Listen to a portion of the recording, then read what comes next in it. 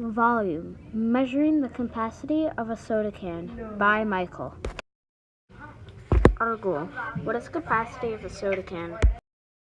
Hypothesis, I think that the soda can's capacity is around 300 milliliters. Materials, number 1, soda can. Number 2, water. Number 3, syringe. Number 4, cup. Number 5, data sheet. Number 6, pencil.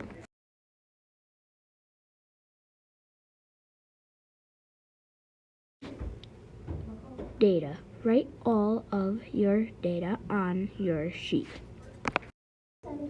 Conclusion. In this lab, I learned what capacity is. This lab was my favorite out of all my labs so far. My hypothesis was correct that the capacity was around 300 milliliters. My evaluation. I think this lab was cool, and it ran smoothly.